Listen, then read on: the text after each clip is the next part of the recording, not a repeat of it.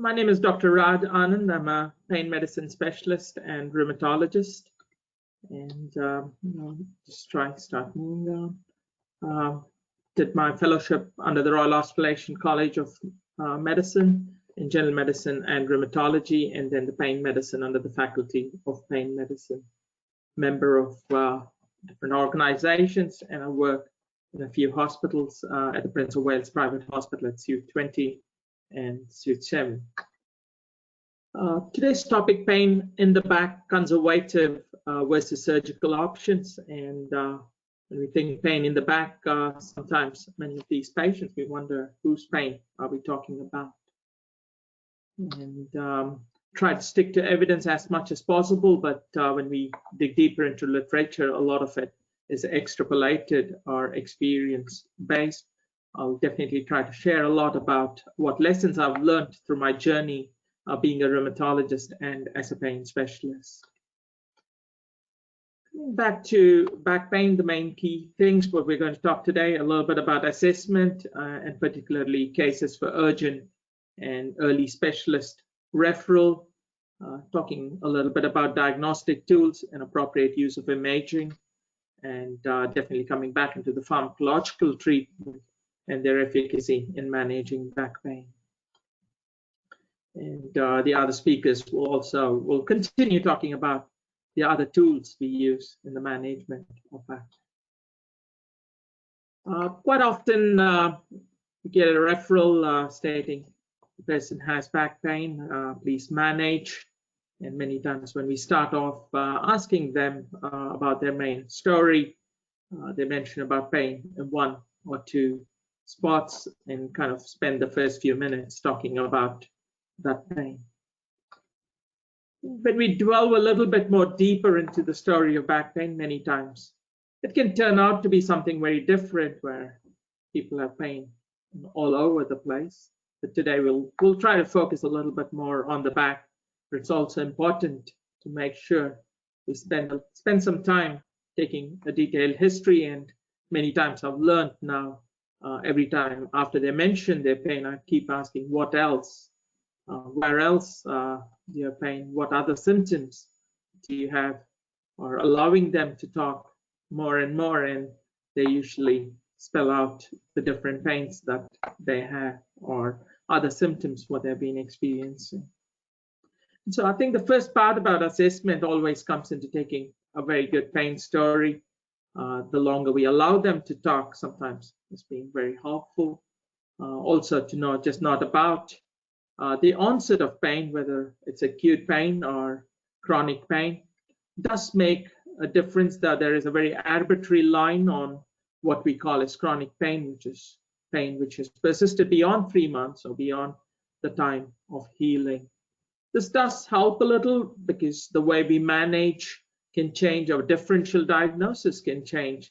With an acute pain in an elderly person, we wonder whether that's an osteoporotic fracture or is it a metastatic lesion, whereas somebody with chronic pain and having an acute episode, would wonder whether that's an acute flare.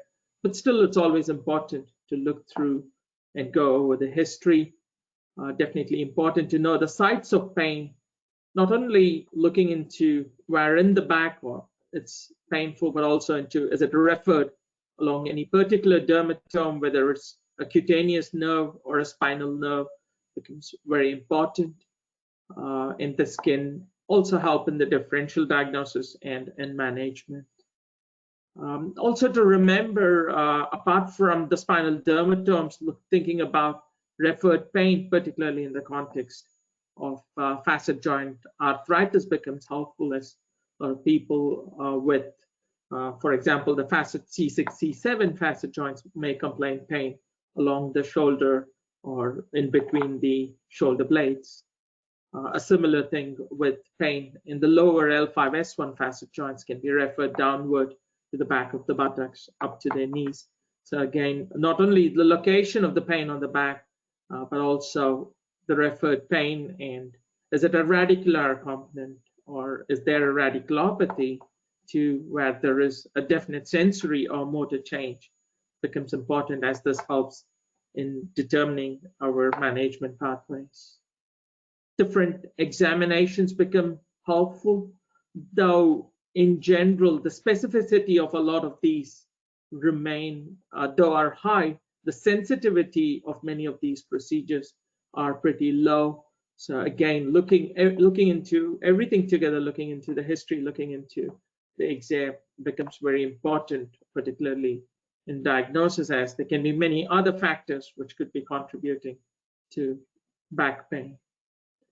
And sometimes it's also important to see whether we can differentiate into, is there a nociceptive component? When we mean by nociceptive, we mean whether it's inflammation, whether there's a mechanical irritation or an acute trauma. In nociplastic, it's a mixture of both, but before that we'll talk about neuropathic, where there is a definite lesion of the somatosensory nervous system, whether that's a pressure on the spinal cord or whether there is a lesion of the nerves, such as in shingles or diabetic neuropathy. So those becomes neuropathic. And there is a new category which has been introduced in the last year, which is the nociplastic pain. And these kind of to cover symptoms such as fibromyalgia, where the problem lies more with the pain processing systems. And sometimes identifying what could be possible mechanisms, again, play an important role in management. Recommend a lot of those who are not aware of the ASIA spinal injury can be a very useful test to kind of identify the dermatomal pattern. I find this very helpful to, especially when people come with different sensory symptoms and pain, helps me a lot to clarify and see whether this matches sometimes with what we see on the imaging. And again, I'll just put this image so people can follow this link. You will get a copy of these slides, a useful tool on the sensory and the motor examination for different dermatomes. Again, the very common thing, what we do many times ask is about the intensity of the pain, and particularly when they're not able to talk, sometimes we do now have pain check, which is a mobile app based on facial recognition. I think many times, or if it is neuropathic pain, we can use a neuropathic pain questionnaire. But as a pain physician, sometimes we question, is the intensity of chronic pain a wrong metric? Many times the treatment may not necessarily be based on how loud a person screams, or what medication we give sometimes does not need to correlate with how loud the scream is. Many times a brief pain inventory is something which I find very helpful. Again, many of these tests are available in the pain management network through the ACI, which again provided the link in the slide. And the brief pain inventory not only looks into pain intensity, but it also looks into what is the interference they've had into doing their general activity, their sleep, and their enjoyment to life. It sometimes becomes very important. And this can be helpful even in subacute pain, so we can kind of address different things, not just the pain intensity. One of the most important things in assessment is the red flags, which I'm sure we are all aware of. Just going back again to a few, always checking out if there's history of trauma, and particularly in the elderly, there may be a very vague history of trauma, sometimes a very low impact activity could also lead to fractures. Always thinking, could this be an infection, particularly if they've had any procedures in the recent times, and looking into their age, people younger than 20 or over 50, definitely keeping an eye to see, could this be a tumor, a history of cancer, any constitutional symptoms, previous IV drug use, immunosuppressions, people on high doses of prednisone. And other thing important is there any significant neurological deficit, particularly new sensory or motor weakness, bowel or bladder or sexual dysfunction. All of this becomes important in particular, and the same if it is correlated on a physical examination becomes more important, requiring a specialist referral or sometimes even referral to the emergency department. What other things do we look in for referring? I mean, yellow flags, and this is something which has been created by the New Zealand acute low back pain. This has become pretty popular. We have yellow, orange, and black and blue flags. Yellow flags have definitely been important and particularly have shown to play a very strong role in chronic pain, into how much they contribute to the person's whole predicament. Some of the things is the catastrophization. The more they ruminate, the more they magnify their issues, the worse the interference of pain is. And this is something which is modifiable through some of the programs which Sachin might speak later. Self-efficacy in the way how much they can manage their own pain also becomes an important part and a contributor of the pain intensity. The meanings they give to their symptoms, words such as degenerative, itself can create ideas and fears within them. Is my back going to crumble?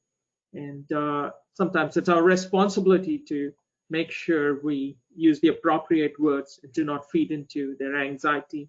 Or quite often people come back telling about bone on bone and the different images and pictures they have, or being very specific to say my pain is all in L3, and sometimes it's so hard to identify where L3 is. Anxiety and depression plays another important role. Being aware of it and addressing it, not by using a pain medication, by addressing it in the right ways, play an important role. Many times we see somatic symptoms and emotions which bring out because of pain, and previous emotions can also add in to make their pain worse. Personality disorders do have a role to play, particularly the borderline personality. Coping strategies, whether they're using passive strategies, whether they're using medications or alcohol to kind of manage, or sometimes excessive rest. So addressing what sort of coping mechanism they're using can also be helpful. Sometimes people cope through overactivity, and that also makes their pain worse. Addressing these features can be important. And looking into their previous life trauma, early childhood development could all be important factors as a part of the assessment.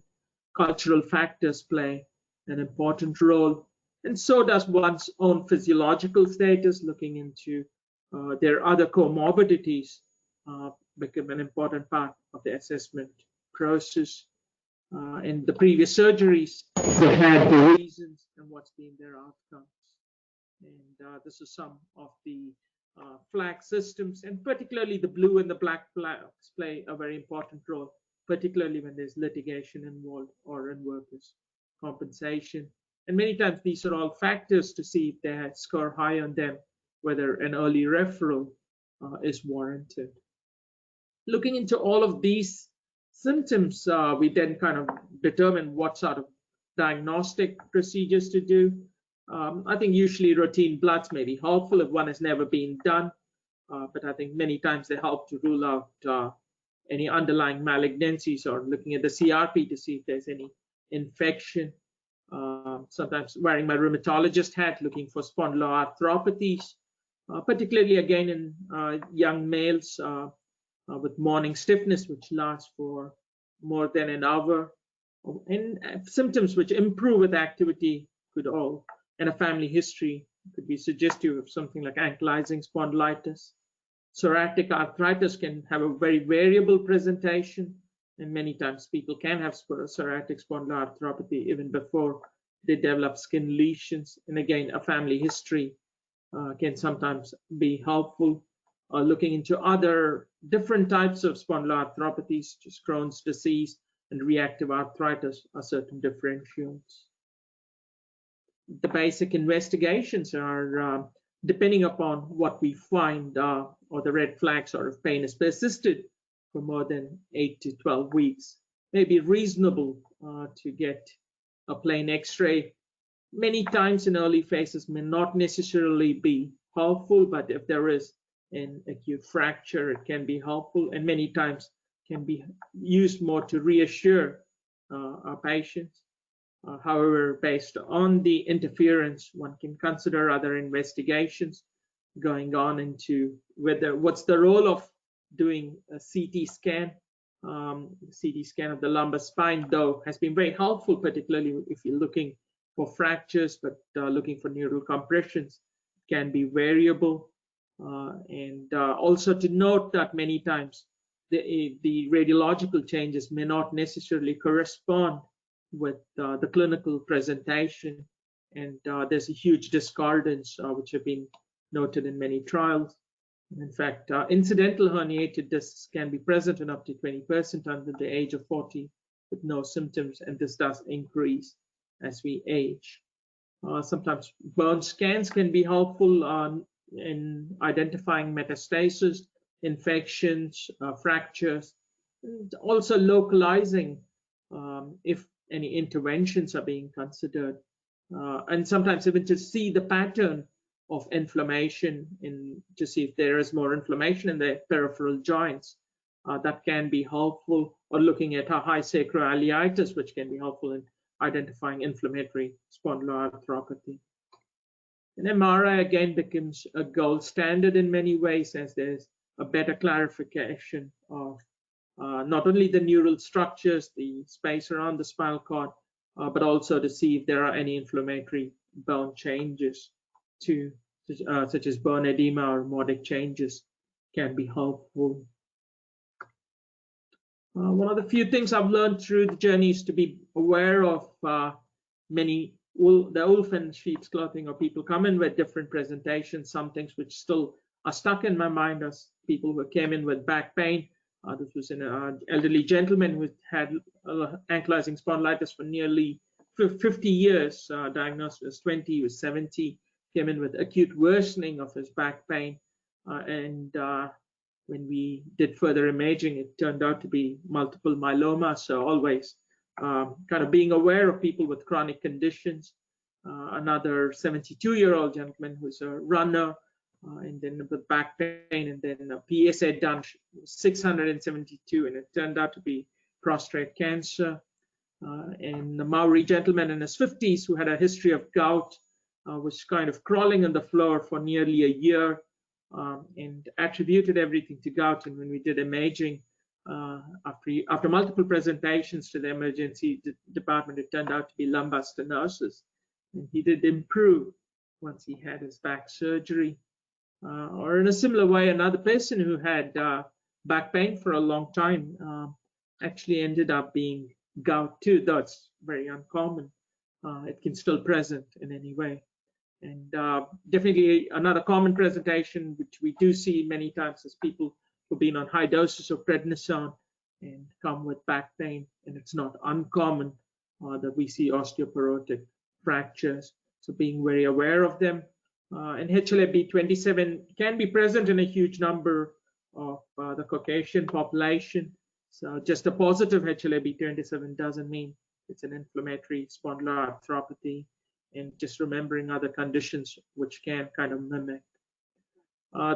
Just a few slides on the revised definition of pain. I'll let you read it when I send these slides across, and probably I'll spend the next 5 minutes a little bit on the pharmacology of pain. I might rush through a lot of the slides, but I will send them across to you. I think the key change in the definition by the International Association of Pain is it's no longer, pain is defined as an unpleasant sensory and emotional experience associated with or resembling that associated with actual or potential tissue damage. And this change was made because previously it was said described. So this can now include people who cannot describe pain, or even animals for that instance. And pain is an activity of the nociceptor, is not just an activity of the nociceptor, but it's how the activity of this nociceptors react and interpreted by our brain. So some people even call it as a psychological state. Just go a little bit into a few common medications we use, and many times targeting the medication to where the issues could be and what type of presentation it can be helpful, whether it's a neuropathic component or is it more musculoskeletal component. Coming back into a lot of the evidence, the number needed to treat even in acute pain for a lot of anti-inflammatories and paracetamol is still quite high. the number needed to reduce by 50% after 4 to 6 hours can be somewhere about 4 to 5, and many times a multimodal approach would be helpful. Patient education and considering other non-pharmacological therapies are very important, even though we use medications, whether it's paracetamol, which acts more centrally, the anti-inflammatory group of medications, or anti-neuropathic agents. Opioids have a very limited role, what we've understood over a period of time, since does help in acute pain, but again, one has to be very cautious about using it, as there is very limited evidence in the longer term. Particularly, there have been very few studies which extend beyond 6 weeks or 12 weeks in the management of pain, and has not necessarily shown to be reducing the functional interference of pain. And again, this common question asked, which is the best opioid? And I would definitely say, think carefully. And I don't think there is a best opioid or one with lesser addiction, though being aware and looking at the dose and what we're using it for. Is it for analgesia, looking into their activities of daily living, their adverse effects, their mood, their aberrant drug taking, all become important. Sometimes even doing an opioid risk tool can be helpful. The newer medication, the synthetic one with tapentadol, which has a more SNRI effect, can be helpful. Doesn't need metabolism. It's an active drug by itself. So there are some advantages, but being aware of its use still is important. It is an opioid, and there are people who do take higher doses of it. The buprenorphine as a patch can be helpful, but again has a limited role in acute pain, can be more helpful in chronic pain and sometimes in the elderly, but a lower dose is again more effective. Again, I would put this for reference. Do use the FPM calculator, and which does help in looking at the equivalence into how much, for example, a 5 milligram of buprenorphine patch is equal to 10 milligrams of oral morphine, where fentanyl 25 micrograms is roughly equal to 75 milligrams of oral morphine. So again, be very, very cautious about using fentanyl. There's a huge risk of misuse too. There has been warnings there, and people do develop tolerance and the dose escalates, particularly with fentanyl, something to be avoided as much as possible. And again, another useful website is the Pain Management Network. I would ask all of you to just have a look at it. They're very useful resources, both for your patients and for health professionals, again, with different aspects of pain management and pain videos for patients. Going through, again, there have been changes in the regulations of prescriptions of opioids needing another review if they're on long-term opioids, particularly over 12 months, and we need to register with the pharmaceutical services. And again, one of the key changes has been because of the increased evidence saying that there's much higher harm, and this increases after 60 milligrams and definitely increases much more after 100 milligrams, and this kind of almost doubles or triples when they do take benzodiazepines. Just skip a few of these slides. And again, this was another useful thing to remember is a lot of people with pain problems do use opioids.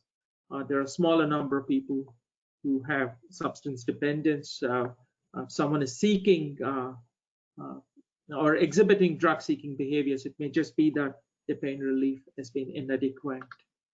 And there are multiple harmful effects of the opioids. I'll just skip a little. And before that, one other thing is just consider naloxone, particularly if they are on high doses of opioids. And they are available free in New South Wales. Better Pain Management is a free module created to everyone to improve our confidence in opioid management. The UK site has another useful resource.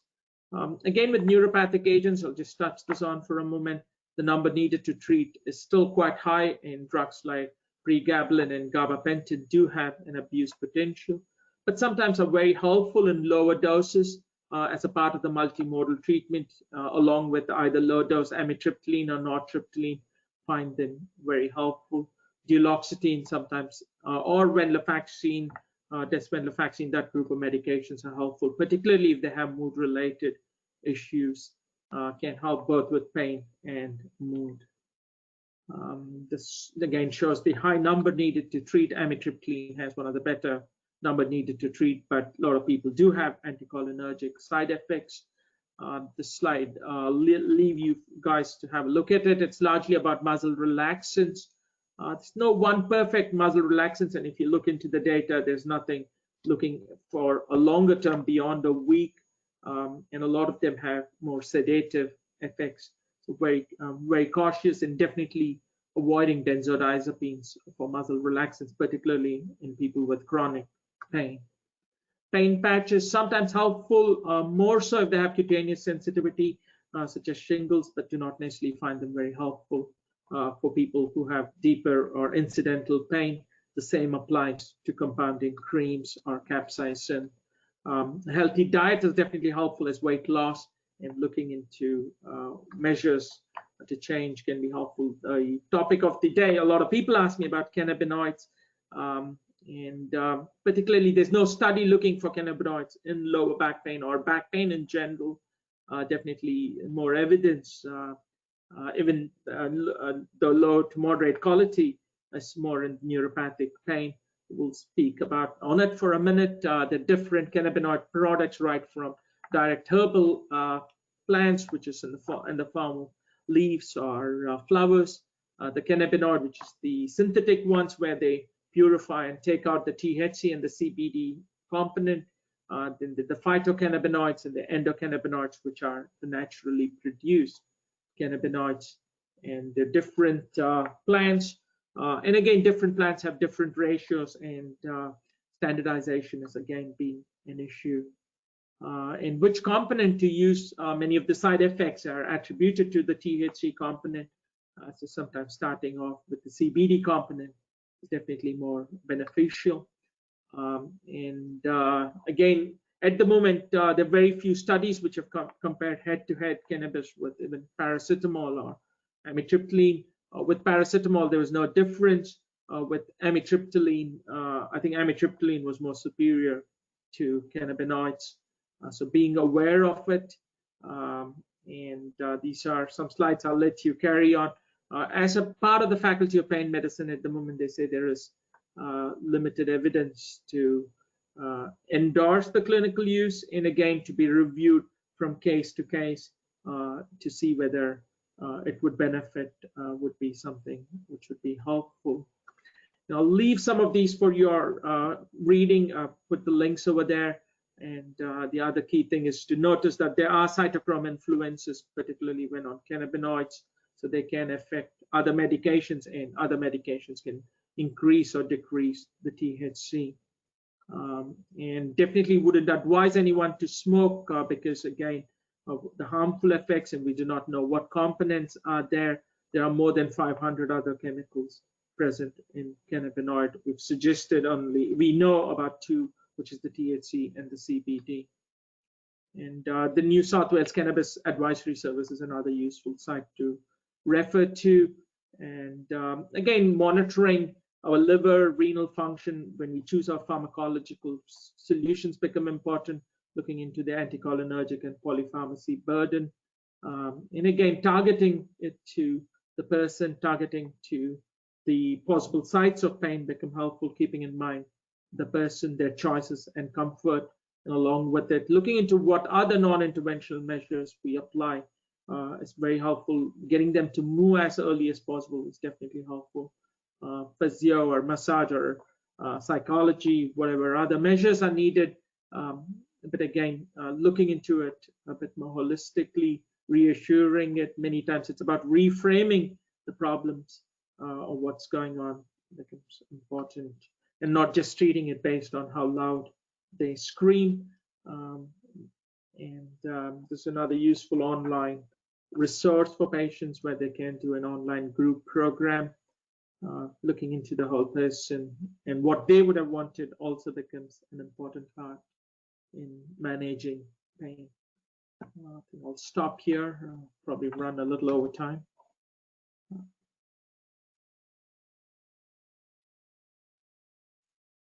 See if there's any questions.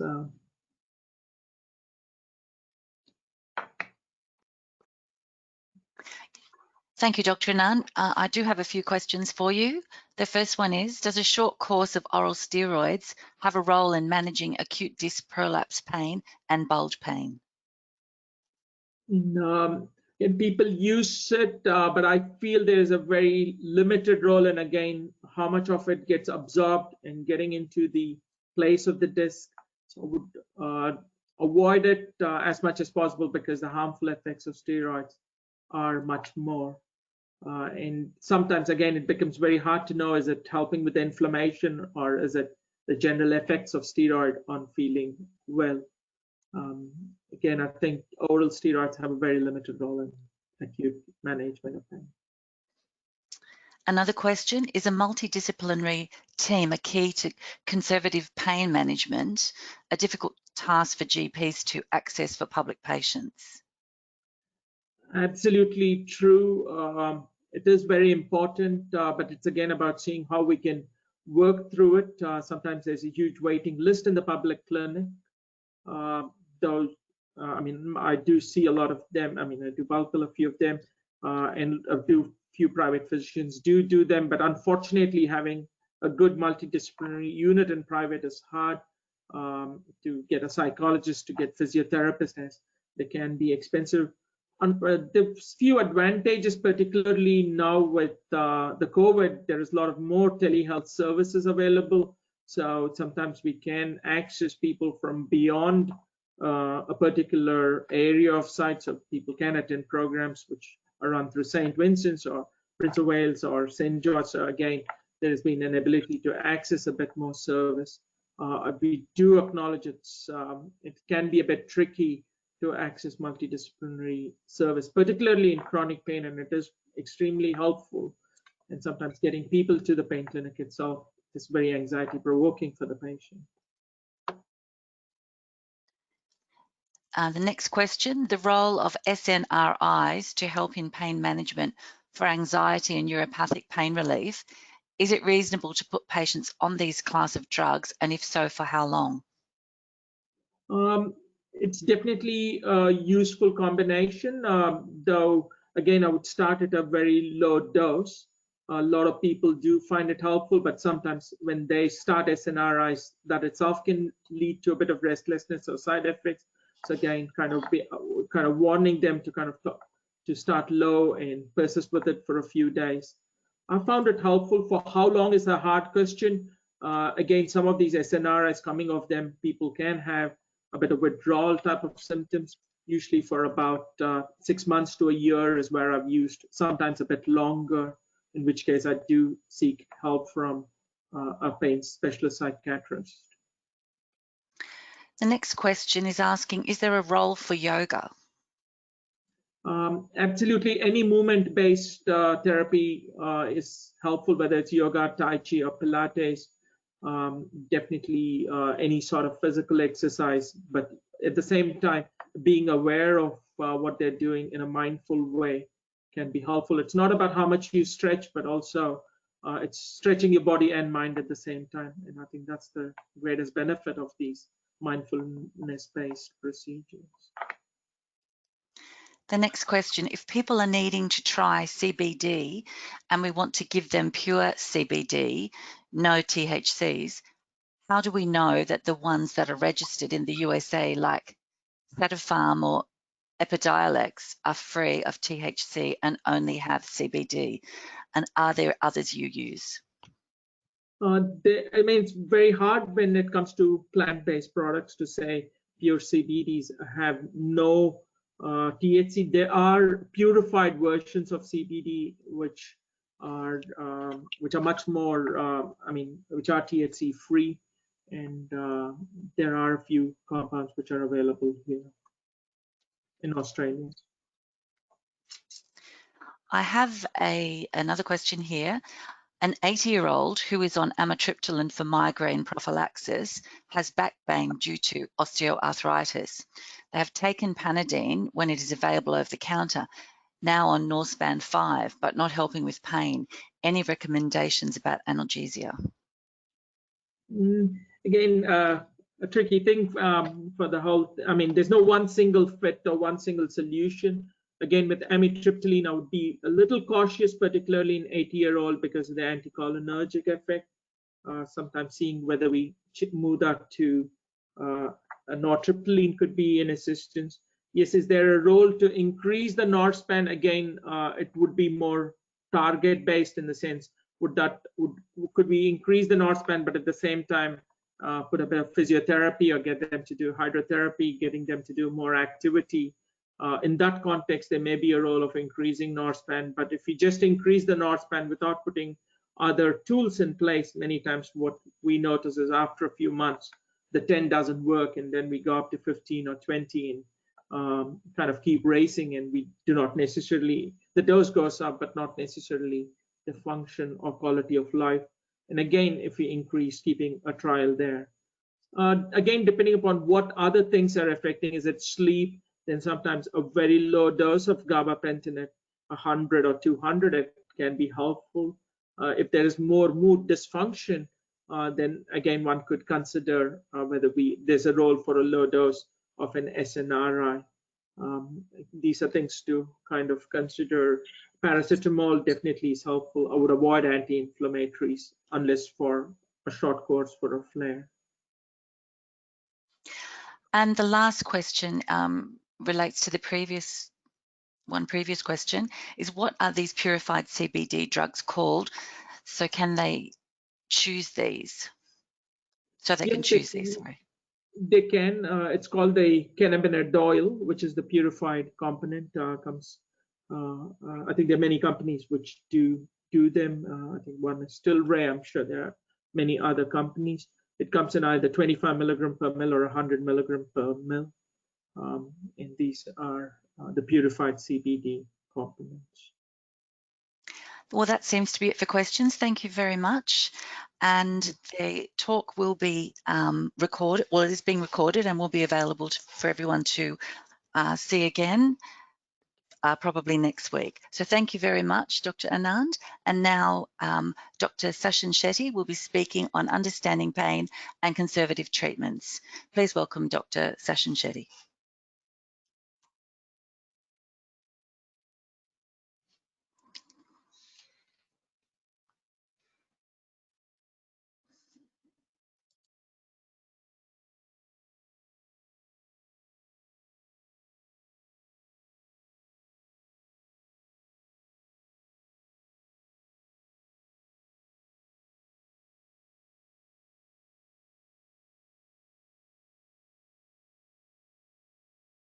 Dr. Shetty, if we can just get you to turn your microphone and your camera on, please, that would be great.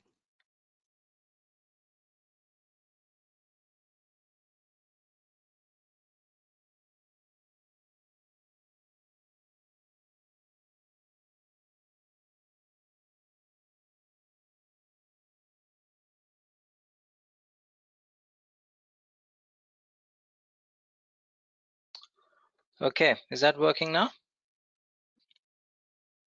That's perfect. Excellent. Okay, hello everybody. This is kind of a bit of an unreal scenario to do such a presentation. You almost miss people dozing in the background, and I kind of miss that when I'm doing such presentations. It's useful to get that feedback from the audience. We'll try and go this way.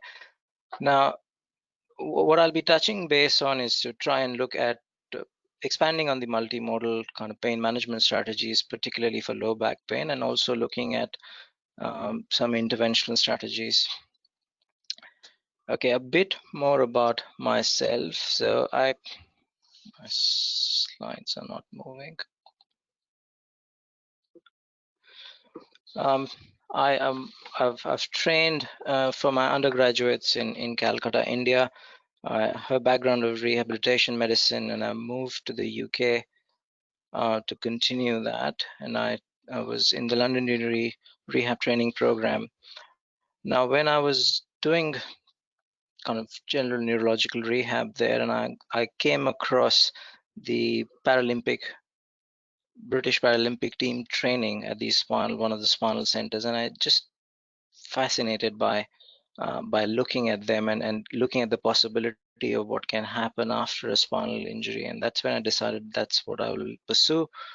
And I looked at coming to Australia for a year to do a spinal fellowship, and I came down to Prince of Wales Spinal Unit to do this, and that was nearly 13 years ago, 12 years ago actually, and just loved it here. And I continued on to do my pain fellowship. I was always interested in pain, and that interest goes back much longer.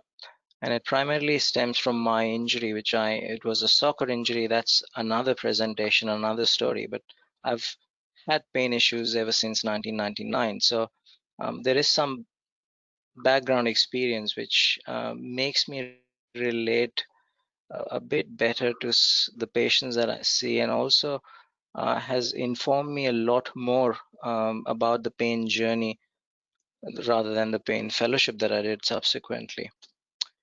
Now, for this presentation, what we are hoping to get out is understand a little more about the pathomechanics of pain. We might skip some of the slides because Raj has covered some of that.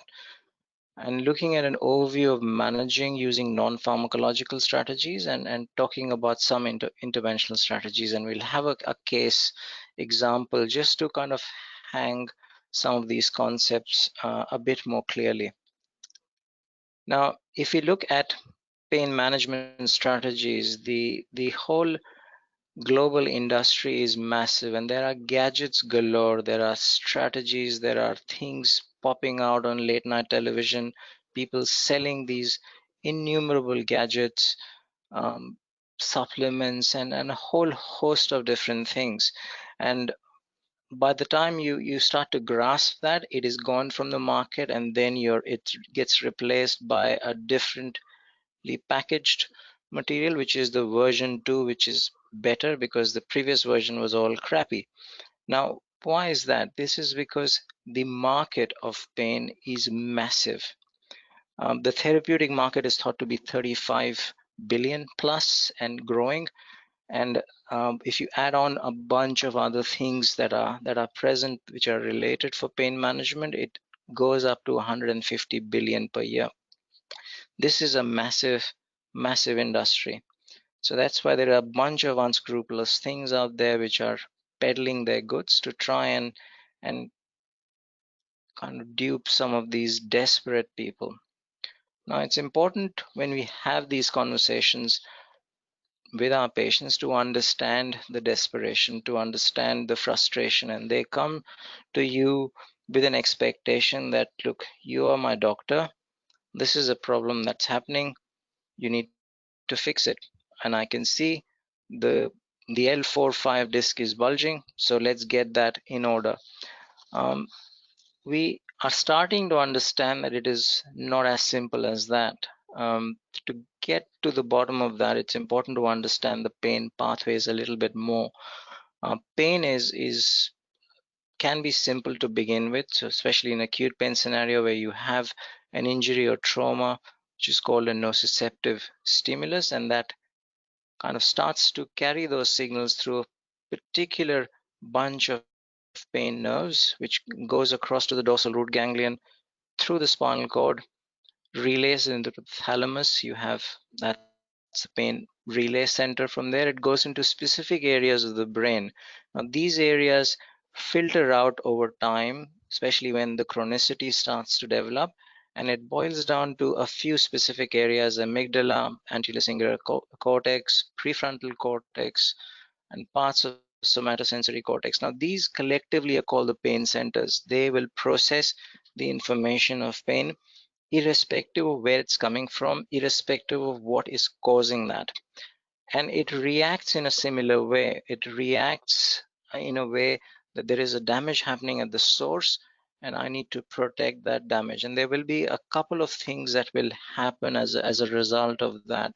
You have these descending pathways which start. Now, descending pathways can be potentiating, which is the protective signals, which will send back information to the surrounding tissue that you need to stiffen up, you need to guard that area, protect that area which is being potentially damaged, so that it can heal up, and then we can go hunting and gathering again. So this is how we've been wired from caveman days. So we need to understand this protective mechanism, because this is an absolutely nuisance beyond a couple of weeks of the start of the pain.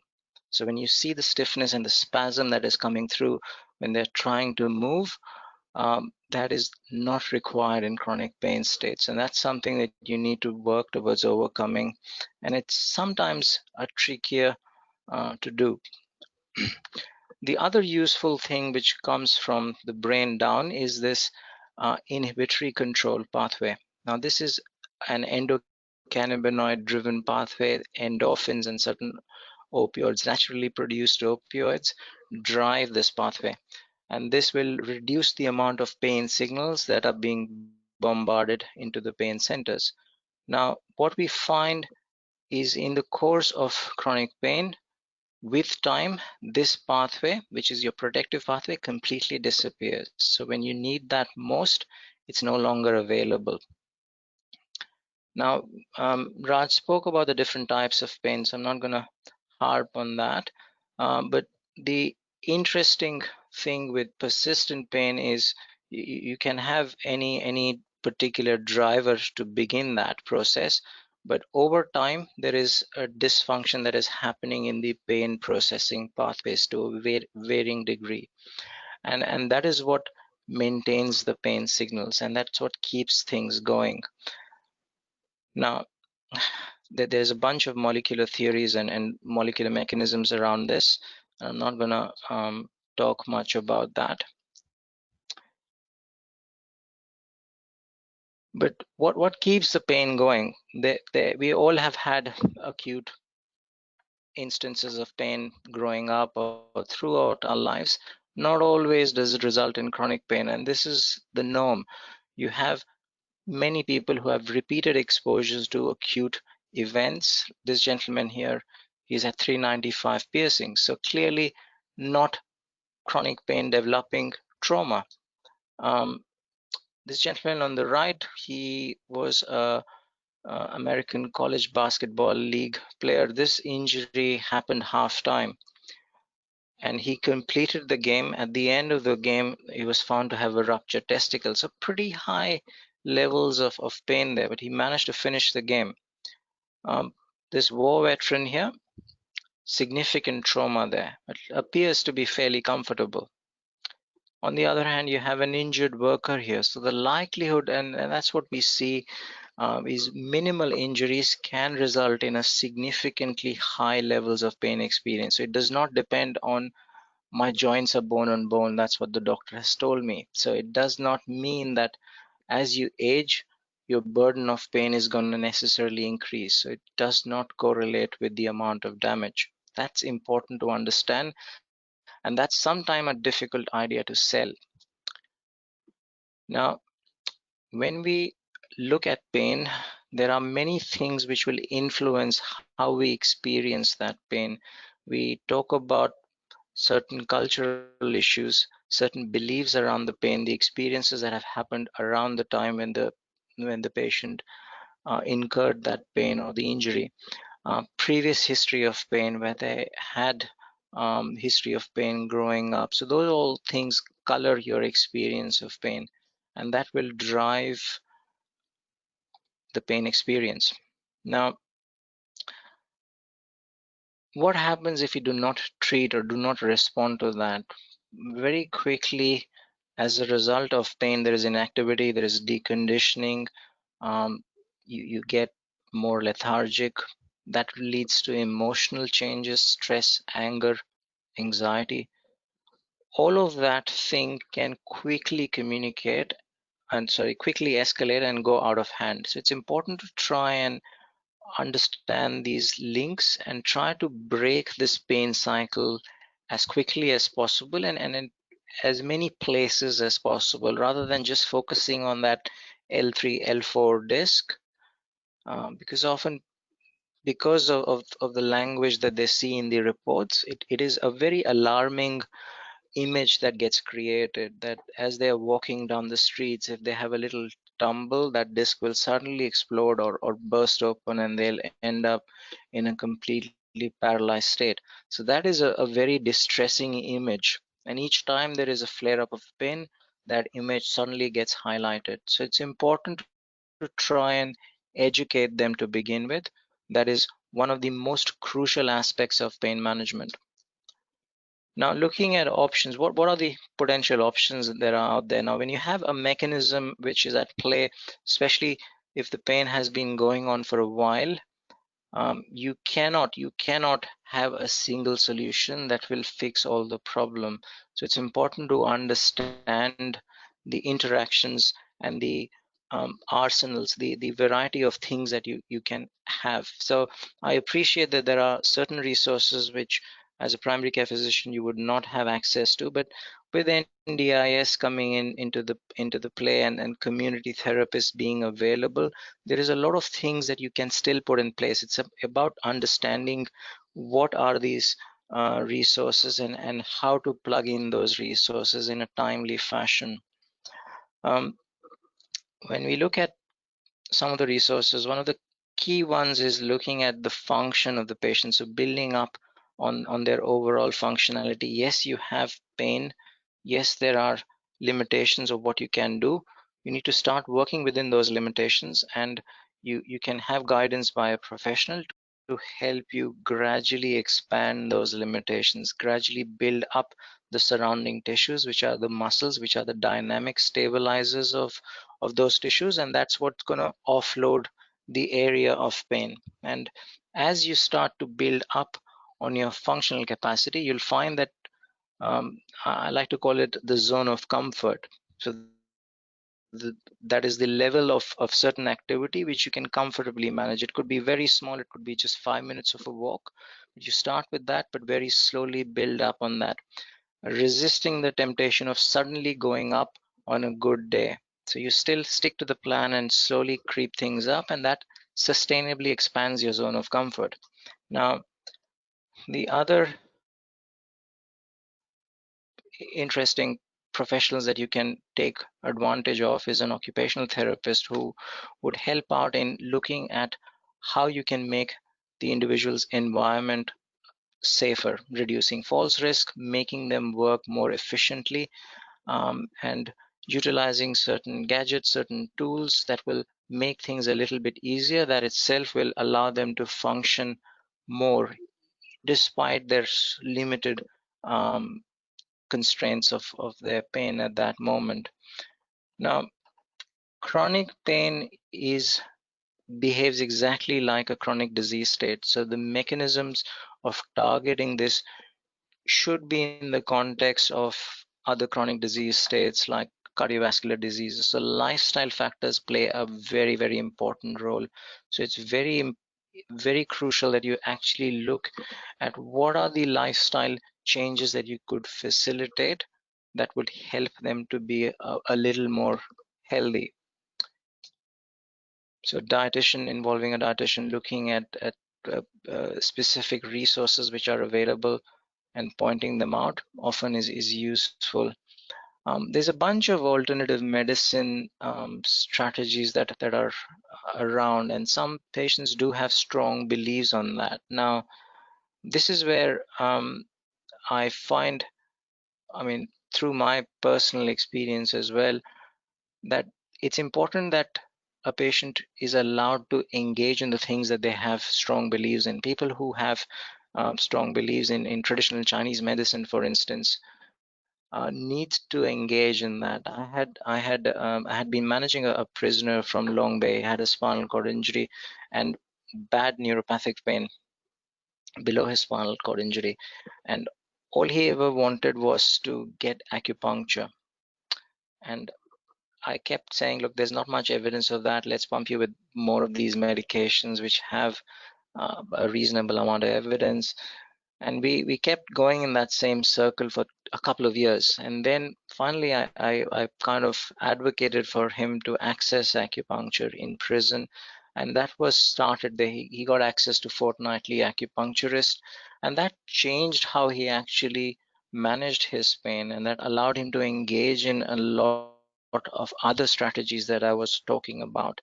And he's barely on any medications at the moment as well. So it's important to try and look at certain options which the person might have strong beliefs in. If it is reasonably safe to explore that, that might give you traction to sell some of the things that you believe would be helpful.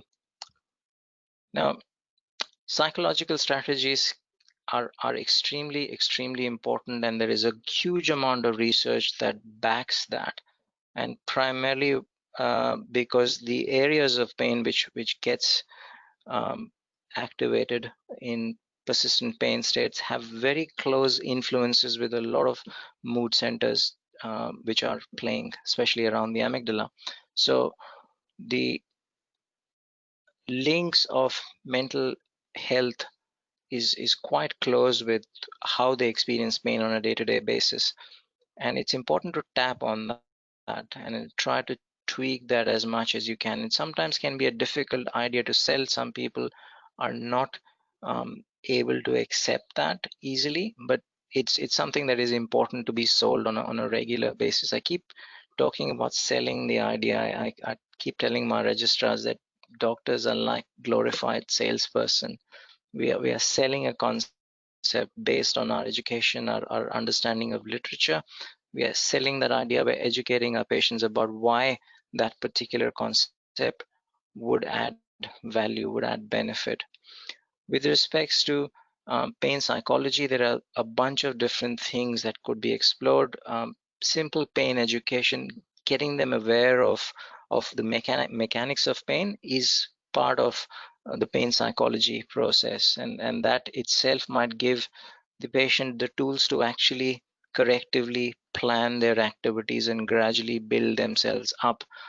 There are strategies, more formal strategies like cognitive behavior therapy, acceptance commitment therapy, online pain management programs, which Raj mentioned. There's a bunch of group pain management programs, a couple of them, which we run here at the Prince of Wales Pain Clinic. Right now, because of the COVID, the flavor of these programs are quite different, but we are still running them. That brings us to interventional strategies. There's a whole host of interventional strategies that we play around with. It's important to understand what the goals of these interventional strategies are. There should be certain expectations that are clarified and managed before we go on to some of these interventions.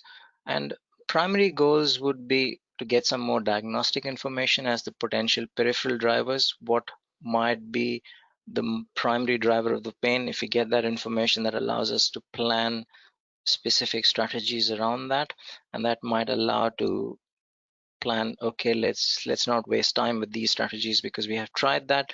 We need to look at surgical options straight away. So that is something that gives us a little more information. The other thing that it might help out in doing is allow you to give you a window of chance where the pain is a little more stable, and that allows them to engage in more active strategies. Now, sometimes it allows you to wean the medications they have been trying to wean unsuccessfully. And sometimes you can look at the efficacy of the blocks, and that could be itself a therapeutic solution. And the pain, even after the block, it doesn't come back to that same level as before. Now, what are the various pain procedures? There's a bunch of them out there, and there's so many out there because there's not a single good procedure that works for everyone. It's because the pain is a complex phenomenon. And the other thing which one needs to understand is just because you've had a procedure done and it works quite well for 5 or 6 times, and it doesn't mean that it'll work forever. It also need to understand that over time you may have different areas which may take over as the primary pain generator, or you might get these central mechanisms which we spoke about gradually becoming stronger and primary drivers of pain. Okay. um, Amongst the list of blogs, we might focus on a couple of them for this afternoon. I've chosen platelet-rich plasma injections and botulinum toxin injections, and to discuss a little more about that. So platelet-rich plasma has been around for many years. Primarily, we have seen it work in sports medicine, and tissue injuries, soft tissue injuries is where it really shines. And there's good data to help that it just stimulates growth factors, and it stimulates the inherent healing process and edges it on. In the last decade, we have had some work done on chronic pain states or chronic um, diseases driving pain, particularly osteoarthritis, where it's been looked at a lot in knee osteoarthritis, and there is a reasonably good data to suggest that there are benefits around there. It seems to stimulate the regeneration of the extracellular matrix, and in certain states it will prevent the cartilage wear and tear from happening, or it slows it down significantly. And in certain models, it has also shown to actually grow the cartilage, which has been just starting to change.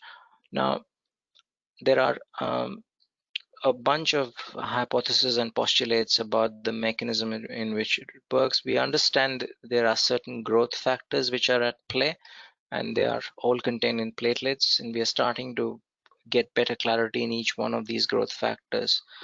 But there's a whole host of areas related to pain where it's shown to work, and there is varying degrees of evidence in each one of them. With respects to back, it's been looked at sacroiliac joint pain, facet joint pain, and disc pain. So more recently, there is a bunch of studies which looks at platelet-rich plasmas into discs and the effect that it has. And we are starting to understand which are the groups of these discogenic back pain which are starting to have some effect. Again, there is still lack of very large scale studies on that, but we do feel that there is a big possibility of in this. There's very little downside with platelet-rich plasma injections, very little contraindication, absolute contraindications. There's no age restrictions when we talk about PRP injections. It can have response even in 90-year-old patients. Complication rates are very low. It's primarily the injection-related complication. Because it's not a steroid injection, it is looking at stimulating something. You're injecting a tissue which is painful. It can transiently cause the pain to actually flare up, and it takes a while before it starts to show effect. So usually a week to a couple of weeks before you start to see some effect. In discs, our initial understanding was, like other tissues, you require at least 2 or 3 injections. The more recent study suggests that if it is going to work, it starts to show effect with just 1 injection. So lately my practice has been stick with 1 injection. If there is a response, then you'll start to see that. If required, you can top it up after a few months, but usually you start to get some degree of response in the first 4 to 5 weeks time. The process is fairly simple. The procedure is done in a day surgical setting, at least in my case. The blood is collected by the anesthetist, and we have the centrifuge in the theaters, which spins the blood, and you isolate the platelet-rich plasma component of it, and that gets injected into the target tissue. Now, the precision of the injection also seems to have an impact, and with soft tissue injections, you want to get to where the damage is, or close to the enthesis and in the peritendinous areas. In the disc, you would want to get into the nucleus. Now, it seems to work better with clean, isolated tears of disc. That's where it works really well. more chronic tears which are more wider, the effect can be variable.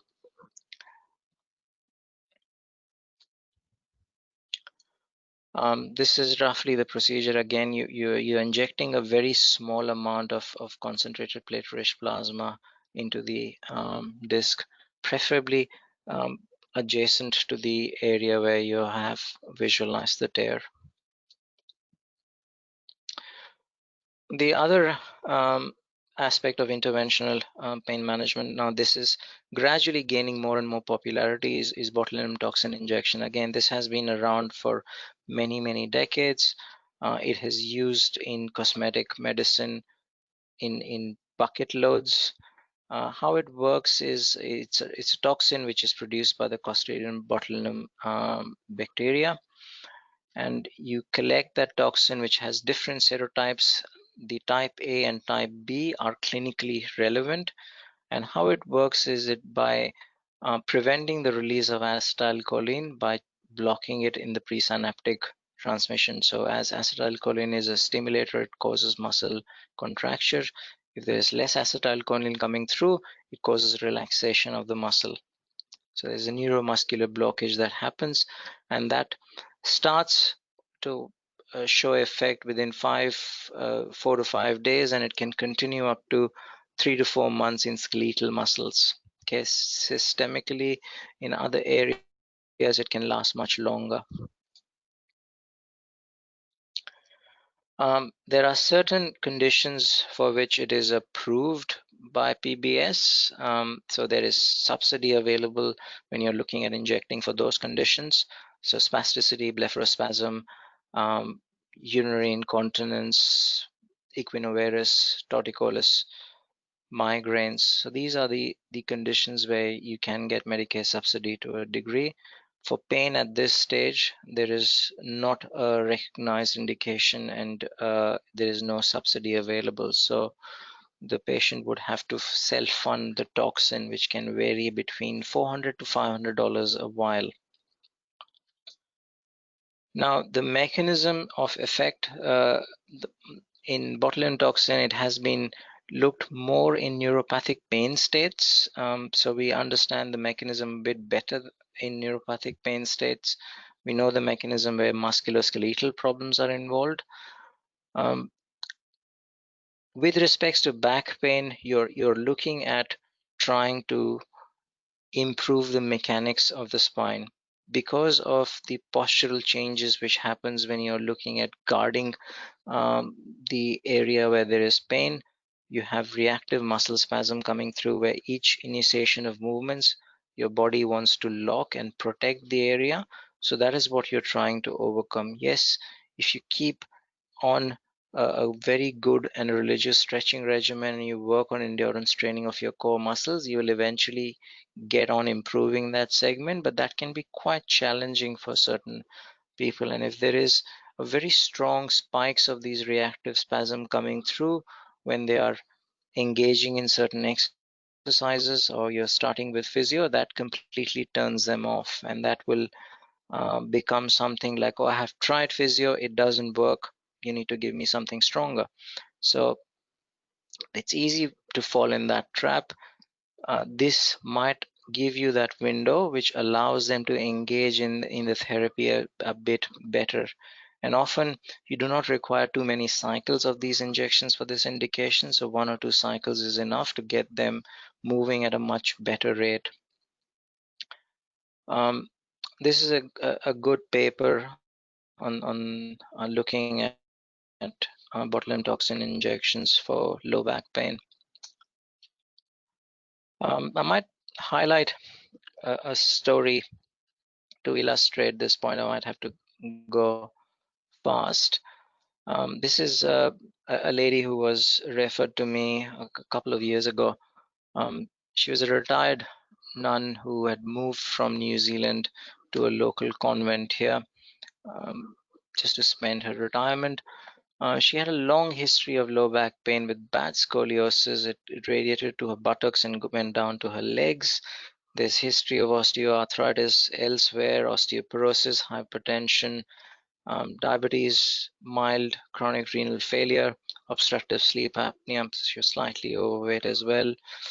She had been having a declining rate of mobility because of the pain. She was not able to walk much, starting to use a walking stick more and more, and having number of falls as well in the last 6 to 9 months.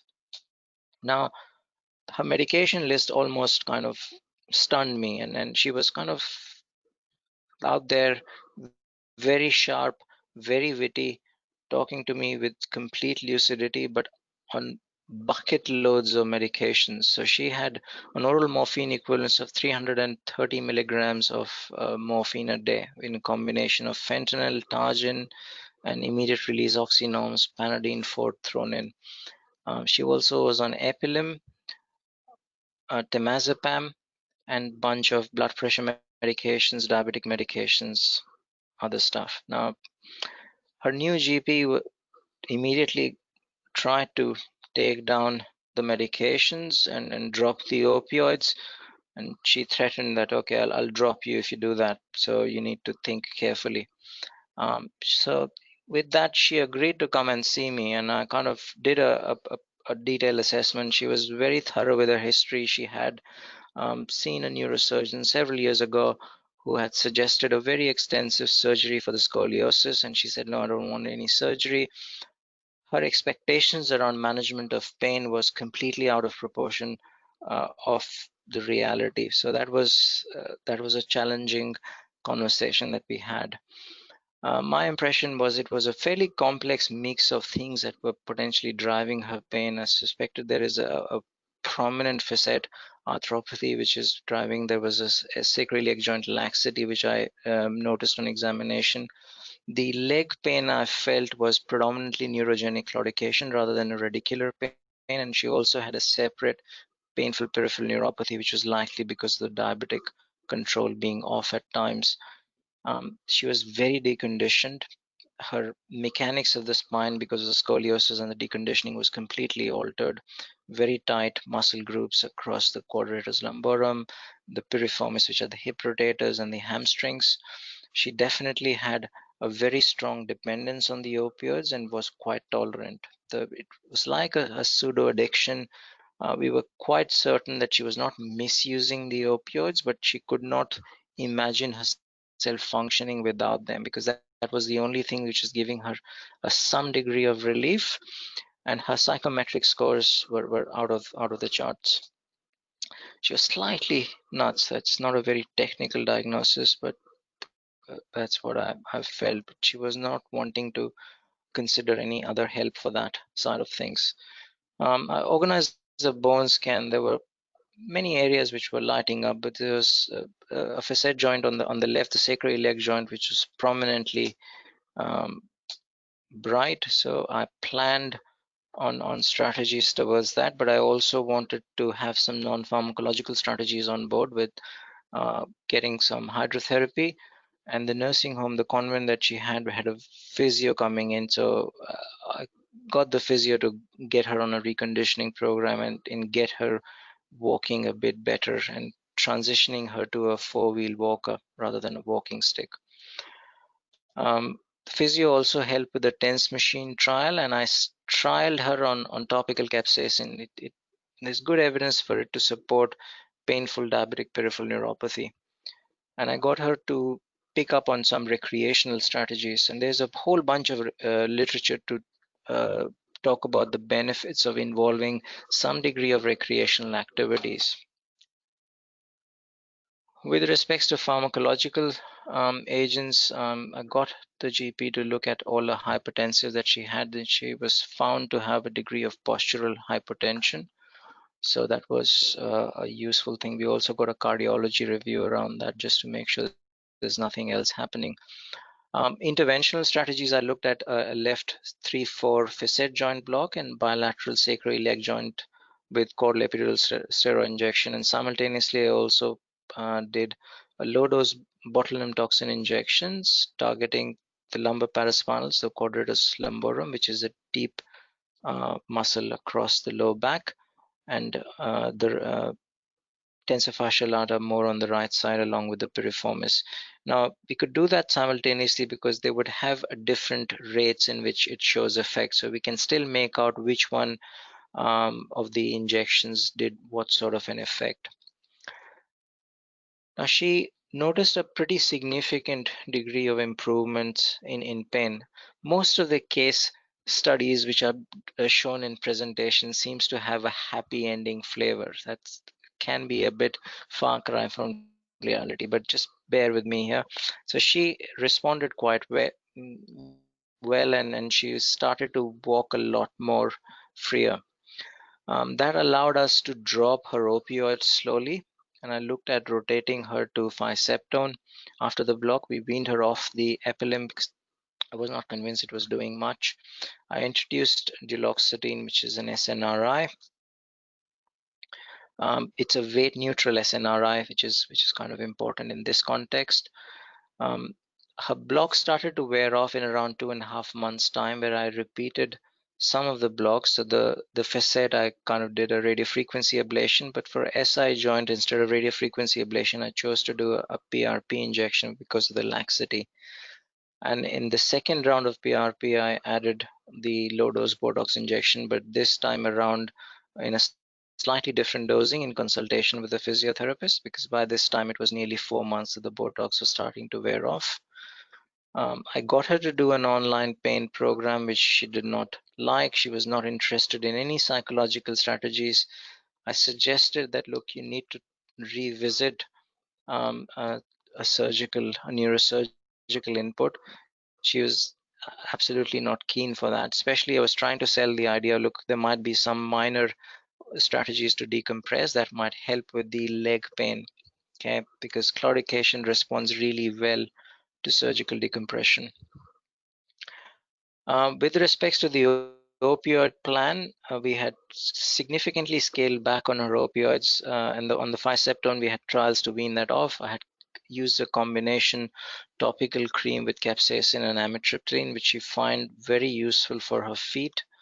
And the duloxetine, we had gone up to 60 milligrams. I had introduced her on a small dose of solifenacin because she was having a significant symptom of detrusor hyperreflexia. So she was waking up very frequently to go to the toilet. So this kind of improved her sleep quality. A GP looked at introducing the Atacant Plus that seemed to control her blood pressure, no more postural drops. And with respects to her diabetic control, she was not on regular kind of medications per se.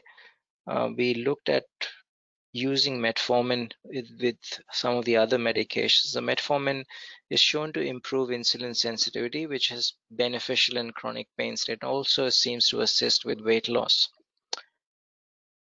Now, the non-pharmacological strategies have been quite useful in this lady. The hydrotherapy is really beneficial. Now, this has been one of the problems with this COVID scenario, where you have lack of these group exercise programs, lack of hydrotherapy, and that significantly dropped things. Unfortunately, with this lady, till last year, end of last year, she was doing really well. She required a couple of other cycles of block.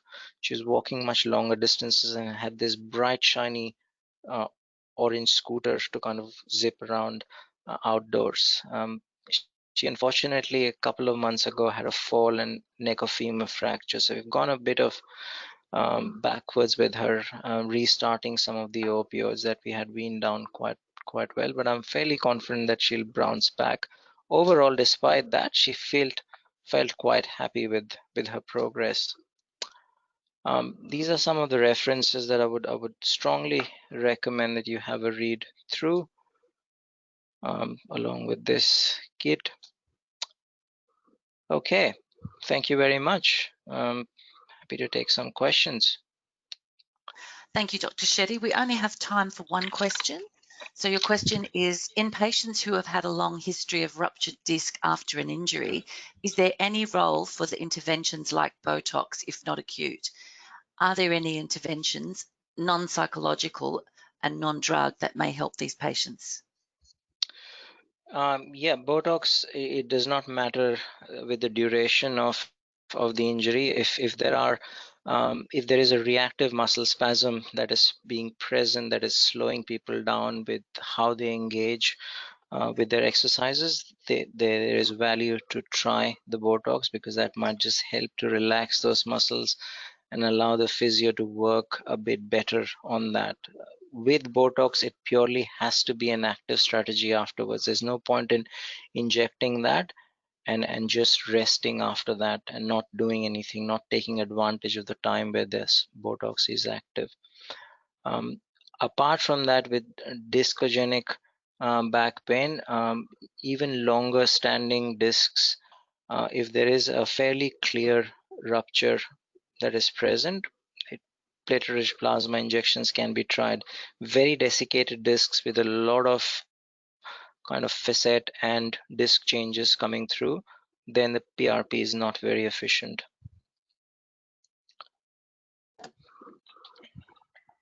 Thank you very much, Dr. Shetty. That was great. So Thank now we will have Professor Mobbs speaking on surgery and tips for post-op care. Okay, hi all, good evening. So I'll try and keep it short and entertaining to keep us all awake, but here goes. So can you all see me?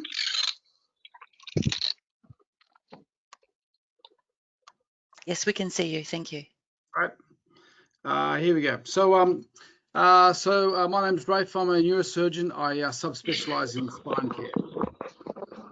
So we're here to talk about back pain, but we rarely operate purely on back pain alone. So I'm going to talk about back pain as it pertains to one of the common conditions that we see in the spine, which is spinal stenosis. So after this quick chit chat, I'll just run through some why we may recommend surgery for various causes of back and leg pain. A little bit about how we manage the patients post-operatively, and just briefly to discuss an interesting trial that's being run in Australia with regards to spinal stenosis. So this is the business that I'm in: bad backs, bad necks. But in terms of what's the most common intervention that we do as spine surgeons in Australia, the answer to that is the intervention for spinal stenosis. It's very common. I call it the grey hair and wrinkles of the spine. It's that common, and it happens with the aging spine. So let's have a look. Let's have a look at what exactly is spinal stenosis. So on the left here, we have a pretty young patient. On the right, someone at the other end of the aging cascade. And so what's different about these two? Well, lots of things, but let's just talk about it as it pertains to patients with symptomatic back, buttock and leg pain. So on the left, we have a fairly normal looking spinal canal, that space right there, with fairly healthy appearing bones and discs and ligaments. On the right, we have a patient with bulging discs, with thickening of the ligament and the joints around the spine. And that's causing a narrowing of the spinal canal, and that's what we call spinal stenosis. So as far as the classic symptom of a patient with spinal stenosis, we see patients who are bent forward, and they tend to get some relief of their symptoms that is positional, sitting down, bending forward. And the reason why they get relief of that is because in the spine, if you bend forward, that tends to open up the spinal, the canal where the nerves run. And if we compare, for instance, a very basic, a normal looking disc and a very arthritic looking disc, we can see that as a patient bends forward, that tends to open up the neuroforamen and the central canal, so they have some temporary relief. So as far as surgical intervention, what I do for a living, where do we draw the line between the previous two talks, which are fantastic? I didn't realize that I learned a fair bit. Thank you, Sachin, and thank you, Raj. My understanding of pharmacology for pain is far more detailed now. But as far as which patients may benefit from an intervention for their back, buttock, leg pain, or what we would call neurogenic claudication. So essentially those patients with symptoms more so on standing and relief with sitting and bending forward. Patients who have a poor walking distance, they have difficulty with mobility. Symptoms generally greater than 3 to 6 months, and a reasonable trial of activity modification in at home. A trial of injections, hydrotherapy, physiotherapy, medication, etc. So, if we have a look at what's actually going on with the aging cascade as it pertains to the lumbar spine, spinal stenosis is when that central canal narrows, and when it narrows to a degree where the nerves start getting impinged to the state where they generate significant symptoms. So on the left we have a fairly normal appearing canal, and on the right we have a patient with a fairly marked central narrowing or spinal stenosis. This is another way of looking at that same problem. So here we have a central canal, which usually would be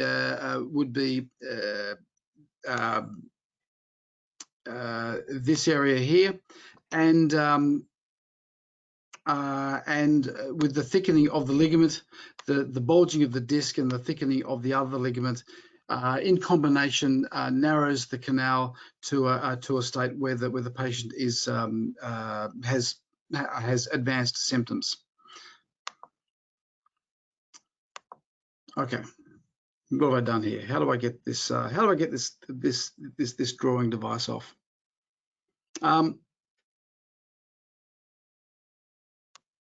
Okay, I knew I shouldn't have done that. How do I stop the drawing device? Choose erase. Sorry, folks. Drawing tools. How do we turn it off? I think if you just click on it, it should go away. Great. Sorry about that. I won't be drawing again. So the narrowing of the spinal canal with the thickening of the ligament, the bulging of the disc. And when I first started training in neurosurgery, which was in the mid-1990s, this is the technique that we use. So that's 25 years ago, and it would involve an extensive incision, significant muscle dissection, significant bone removal, and really quite a traumatic procedure.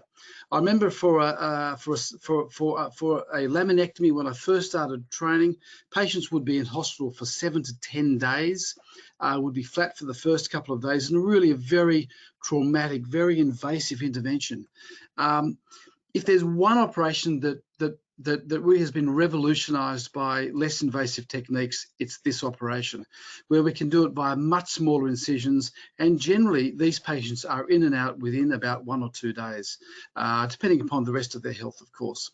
So using more keyhole techniques that to achieve the same degree of decompression using a far less invasive intervention as you can see here.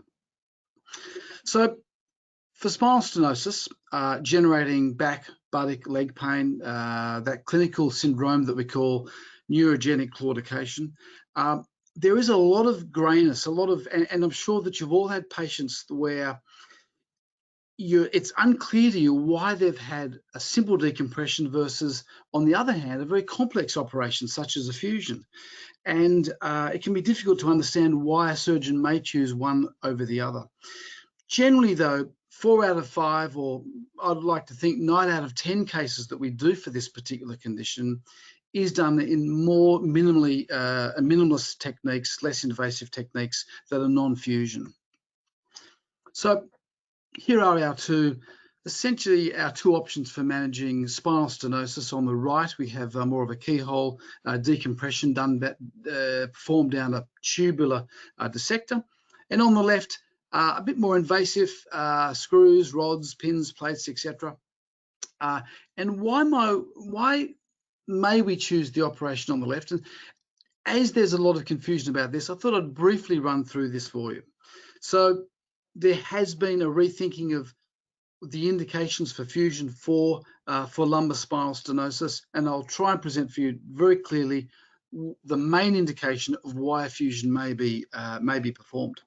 So here we have an MRI scan, L4-5, as we all know, L4-5 is the classic level that we see spinal stenosis.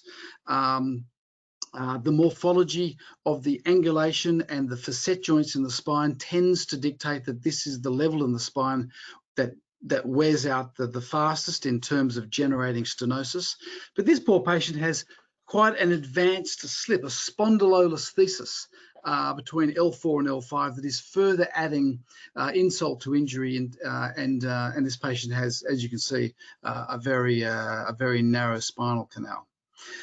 So this patient would not be suitable for a simple decompression. They would rapidly return with recurrence of symptoms as the slippage, as the spondylolisthesis advances. So just so that you can appreciate why we may do this, picture A, we have a patient who's asleep, upside down. You can see the spondylolisthesis between the L4 and the L5 bones. B, we're identifying the correct level. C, we're inserting these big ugly things that we call pedicle screws. And D, we've been able to restore the normal alignment of that particular spinal segment, in addition to performing the decompression. That is the main reason of why we're doing the surgery in the first place. So that's just a bit of a teaser as to why we may be doing a fusion. But generally, this is the technique of choice, less invasive, really a very rapid recovery in the majority of patients with spinal stenosis. Here's an example. On the left, a pre-op, on the right, a post-op. On the actually, I'll try this little fancy drawing tool again, which I've on the right. So sorry, here we have the degree of stenosis is now opened up to a fairly normal appearing canal, and we've done this via an incision that is asymmetric here, and you can see the trajectory that the minimally invasive tube has taken, and that's the direction that we've been able to get into the spine to create enough room for the decompression for relief of that patient's symptoms. Okay, I've done it again. There we go, perfect. Okay, I'm just 10 minutes.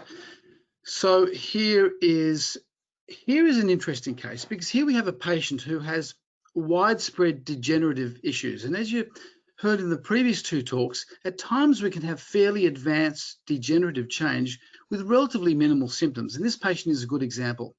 A patient who's had crappy intermittent back pain that's been going on for decades and has been very well managing their symptoms with hydrotherapy, physiotherapy, sit, stand, desk, etc. But the symptoms that were really disabling were those when the patients would attempt to stand for any length of time and walk, and then would develop quite disabling numbness, aching, pain in the buttocks, the legs, that classic claudican picture. Hold on, how do I get rid of that? Oh, crikey, how do I get rid of that? Erase all drawings. Okay, done. And just for interest, this is the direction that we would have come in, that I did come in to decompress that spinal canal. So you can see that the incision is not directly in the midline, and that's maybe why you're wondering why sometimes patients don't have the incision directly in the midline, but it's off center. You think, oh, crikey, was that surgeon drunk or something? What the hell? The incision's not in the middle. Well, as you can see here, that explains why the incision may be a little bit asymmetric than what you'd think. Now, there is there's a lot of misinformation about back problems, and generally for patients with this disorder, with spinal stenosis, they do exceptionally well with surgery, and it's one of the things that as surgeons we feel as though we can add a lot of value to the patient. So this is a website I set up some time ago, lamy.surgery. If you'd like to have a bit of a look through it in your own time, it does run through some of the a lot of the conservative options about this problem, but also some of the non-conservatives, the conservative versus the surgical. So spinal stenosis, common cause of back pain, common cause of buttock pain, leg pain, but really poor walking. And as we know, walking is a fundamental part of living that is not limited by age, race, or medical status. And if we can improve that patient's capacity to ambulate, then that's a positive. So here we have, so spinal stenosis just isn't dumped into the one category. On the left here, we have a patient with thickening of the ligament, that red arrow, the slippage of the bones, the spondylolisthesis. But on the right, we have a large disc herniation that is causing effectively central narrowing as well. So the goal here is to widen the spinal canal with either of these patients for relief of their back, buttock, and leg symptoms. And this is what it looks like down a microscope. We can do these procedures through fairly minimalist intervention approaches. So what's the benefit? If a patient's that you think may have spinal stenosis or does, well, what's going to get better? Well, a couple of things. First of all, walking. We're very focused on objective of the objective functioning of the patient. Walking, the avoidance of progressive bladder and bowel issues. Not always, but the majority of patients will have some benefit with their numbness and paresthesia. But essentially, it's that claudican pain, the standing, walking pain, that is the real benefit of this intervention. So, a patient's had an operation. Let's talk a little bit about the post-operative care. I mean, apart from the wound care, which generally for wound care, my focus is on looking at the wound for the day or two while they're in hospital, my job, then a week later, and then 2 weeks later. After 2 weeks, if a wound is healing well, most of the time that would be adequate, that they could go into your local petri dish, also called a hydrotherapy pool, but we'll get to that. So for the first 2 weeks, walking, lots of walking is really the key to recovery. Pretty much after any spinal intervention, if they have the mechanics and the capacity to walk. After 2 weeks and after appropriate wound check, I'm a huge, massive fan of hydrotherapy, aquarobics, anything that involves a pool, walking, various exercises in the pool, and generally patients. The feedback that I get is that that hydrotherapy is really the key, not just for post-surgical patients, but also for prehabilitation as well, for patients who are having difficulty with weight loss, and if we're going to be operating on their back, but their hips and knees have become deconditioned because they've been in pain for so long, or with poor mobility, anything that can improve their aerobic or their mechanical capacity preoperatively has positive benefits in the post-operative phase. After 6 weeks, I usually wait for 6 weeks to re-engage a physiotherapist. If they're young patients, maybe 3 to 4 weeks, but generally 6 weeks, because a lot of the time it's best if the mechanics, such as the recovery of the muscle, the facet joints, etc., has a bit of time to heal before they get stuck into some isometric exercises. And I tell every physio that after any spine, indeed hip or knee, doesn't really, it's all a very similar form of rehab really, to focus on walking, stability, balance, falls avoidance, etc. And then patients are sick of me talking about this. After 3 months, irrespective of if you're feeling fantastic, if you've had one spine problem, unfortunately, you're likely to have more spine problems. So general conditioning after that series of rehabilitation maneuvers. So we've been living in the realms of subjective outcome assessment in spine land, and I'd just like to briefly mention that, as well as the rehab that I've talked about, I'm a huge fan of getting patients to focus on some of their own rehab, and that really means getting some form of activity monitor to get people off their butts and to keep an eye on their overall progress, and as a motivationary tool as well. So for instance, here's a patient, spinal stenosis, pretty classic, L4-5. And let's have a look at this patient's activity for the 12 months post-op. So initially there's a bit of a drop from, in the first couple of weeks post-op, which is what you'd expect. And then a gradual improve in this patient's activity. And that is a fantastic objective measure, but also as a good motivational tool for patients, irrespective of what the spinal disorder is. And that's one of my primary research interests, is not so much the technique of the surgery, but how we can objectively measure them before and after surgery, and use that objective measurement as their own motivational tool as well. Here's an interesting patient with marked stenosis due to a huge disc herniation. And again, this is more of a fancier device that keeps an eye just not on step counts, but on walking speed and a whole bunch of other metrics that we can use to keep an eye on these patients. So really, I do believe that the future for a lot of back, hip, knee, anything biomechanical and neurological, as far as intervention and recovery goes, will involve some form of continuous objective monitoring tool. So now I thought I'd try and close up fairly soon to leave lots of time for questions. But before we go to the question time, I'm going to, this is a bit of a plug, sorry, discuss with you about the role of the Success trial, which is an Australia-wide trial that's being run by the University of Sydney. We're looking for insurance status doesn't matter, public, private, whatever. We will take everyone.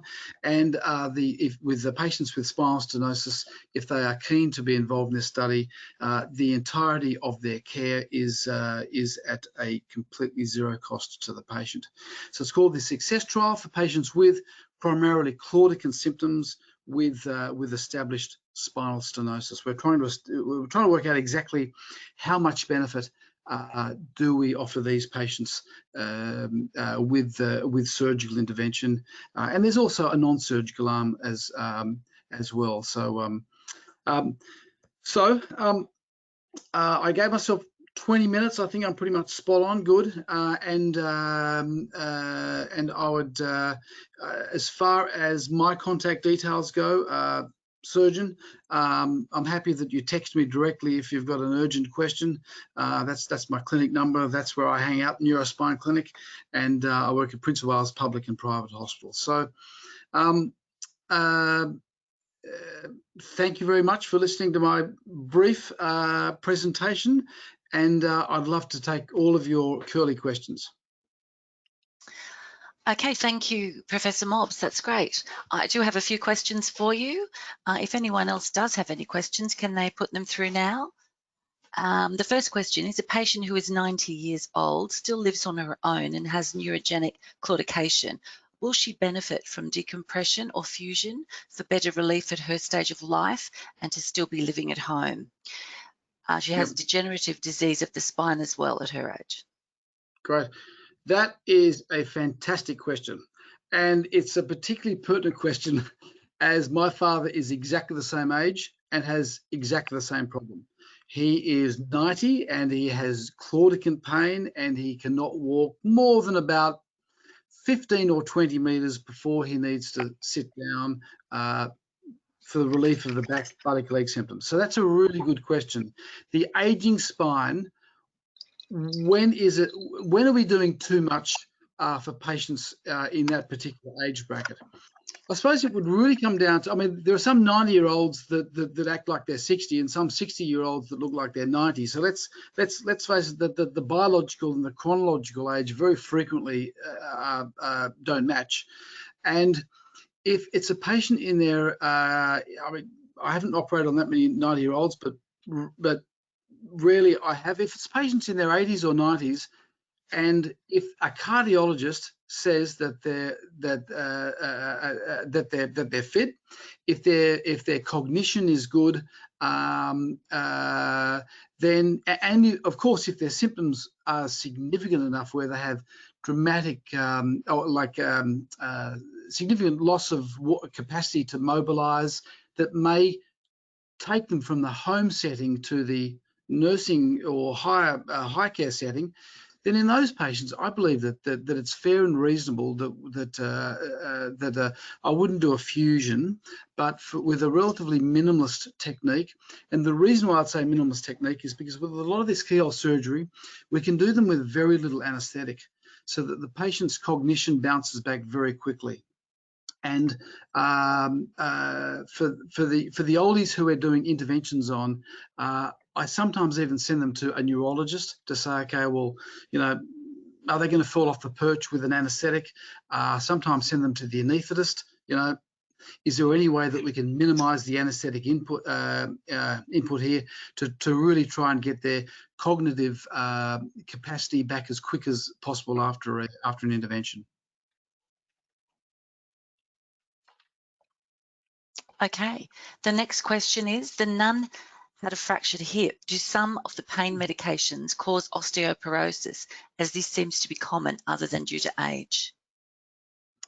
Well, one of the frequent causes of osteoporosis that I see in my practice, which is predominantly spine, is immobility. So not doing much in the way of weight-bearing exercise. So sure, there's all the genetic factors of having weak bones, and there's inadequate vitamin D from the sun having weak bones, but a big factor is lack of weight-bearing exercise. So for the patient with a fractured with a fractured hip with osteoporosis, the pain medications themselves, I'm not sure if there is evidence. I mean, apart from the steroid medication, of course, I'm not sure if pain medicines themselves is a cause of osteoporosis. I mean, Raj or Sachin, if you're online, you might be able to help out there, but I'm fairly certain that the anti-inflammatory and the pain medications themselves don't cause osteoporosis. But that's a very good question, though. I mean, if a patient is going to be having a spinal intervention and they've had significant loss of reduced mobility for 6 months, 12 months, whatever, then prehabilitation, and this gets back to hydrotherapy, prehabilitation can be a really effective tool at getting them just to do something, even if it's standing up in a pool and doing walking laps. Sounds boring as, but if it's some sort of prehab to improve the functioning of the joints above and below where you're operating, or getting some reconditioning prior to surgery, then that's a massive benefit. I agree with you, Ralph. I don't think, this is Raj, I don't think apart from prednisone, there are other pain medications which lead directly to osteoporosis, though with opioids, we know long-term use of opioids can kind of suppress the androgen pathways via the hypothalamus, and that can be a factor in osteoporosis. So a long-term use of opioids at high doses can predispose or increase the risk of osteoporosis. Great. Thanks, Raj. Thank you. The next question is, what is the role of epidural analgesia injection nowadays in patients with chronic back pain, for example, due to ruptured discs, etc., when analgesics, facet injections, etc., have been tried? Well, pretty much all three panelists can answer this, and I think that we do have some time permitting, so we can get a short answer from all three of us. I can mention that for spinal stenosis, which is the topic of my talk, epidural steroids can provide benefit. It's been shown it's relatively short term, I would define as weeks to maybe a month or two maximum. If in severe stenosis, it tends to be less effective, and in moderate stenosis, more effective. And frequently, we would use epidural steroids as a way of getting a patient preconditioned before surgery, or sometimes I send a patient for an epidural injection and they have dramatic symptom relief. I don't get an operation. that's fine. If the patient does well, that's good. So, Sachin or Raj? That's pretty well answered, Ref. I think that is very well summarized.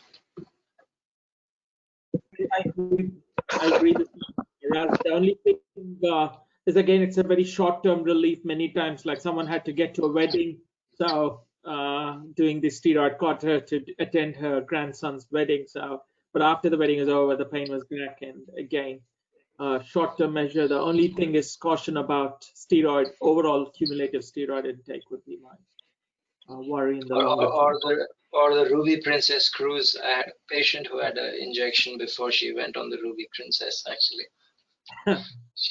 she survived that without COVID. But, yeah. So that's actually, if I can just, so that's some great answers there. And one important factor that Raj has brought up is that repetitive use of steroids.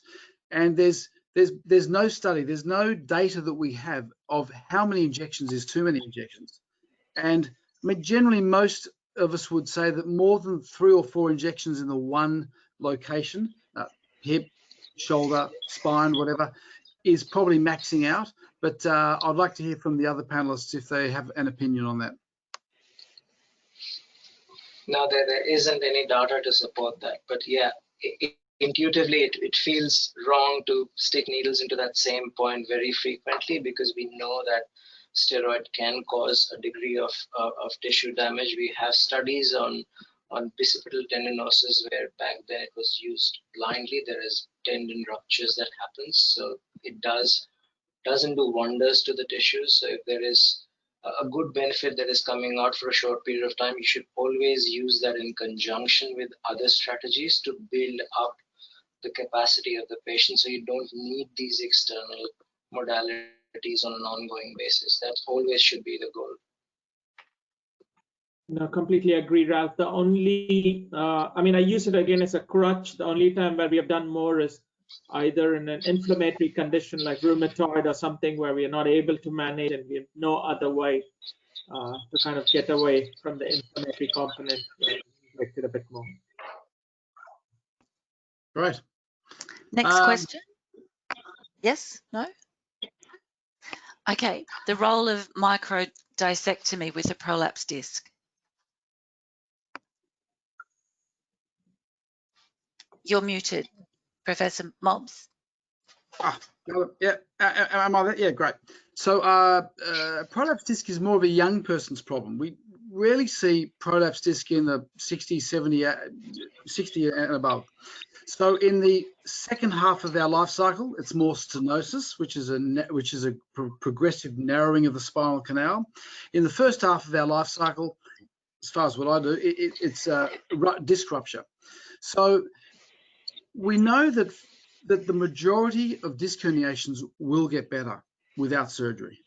So that's not good for me, but that's the way it is. And we should avoid surgery.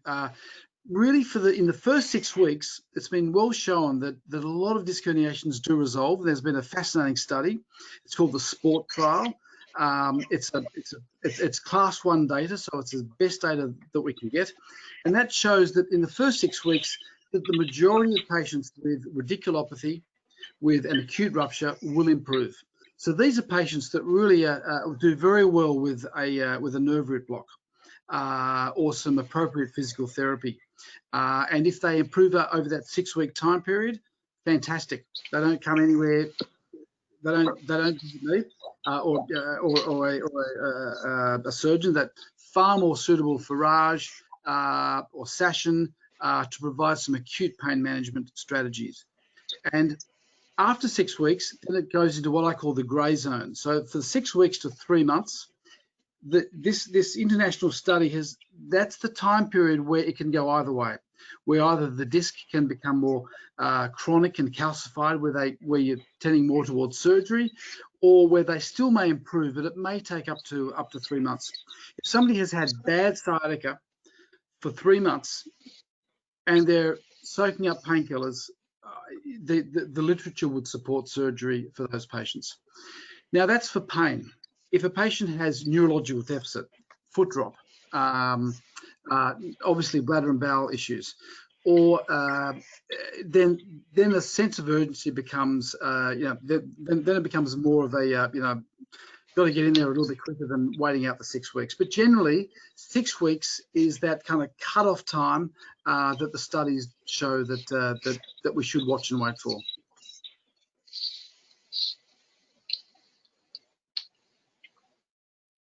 The next question I have is spinal stenosis an inherited tendency, and is it preventable? Well, preventable. If we could rewind 50,000 years and not come down from the trees, yes.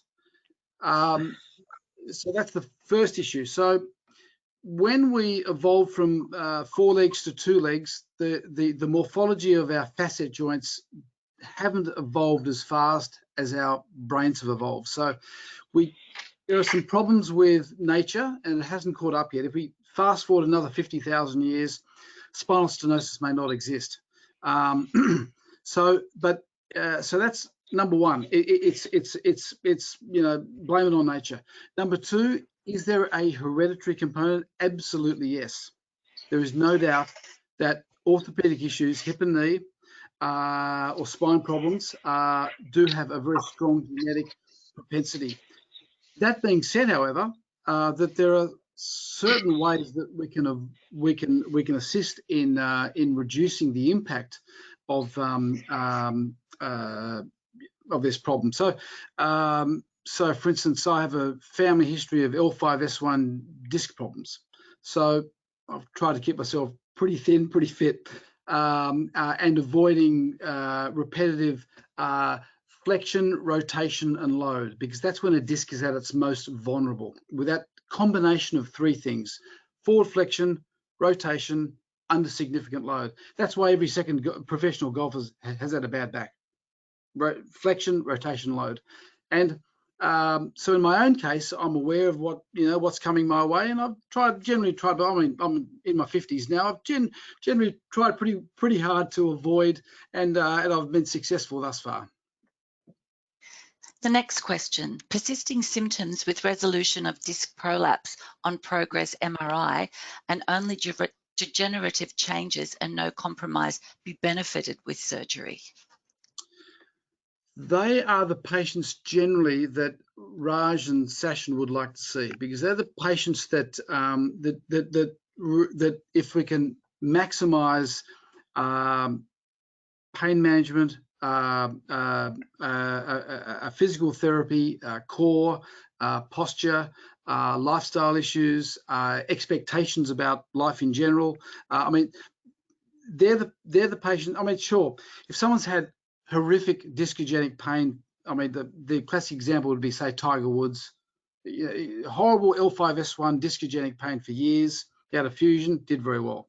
But for the majority of patients with discogenic or prolonged facetogenic pain, my vote would be send them to Sash or Raj first. Raj or Sachin, Now, look, that's quite my thought process on kind of managing this type of situations is fairly straightforward. If primarily the goal after a long history of pain is their primary goal is to completely get rid of the pain, and that's why they want surgery, then that needs to be matched with reality, because it's very unlikely, because of the complex interrelationships of the various factors at play, it's not going to 100% resolve the pain. So you can look at certain specific aspects of pain which might be better, and sometimes the diagnostic blocks are useful to try and ascertain that.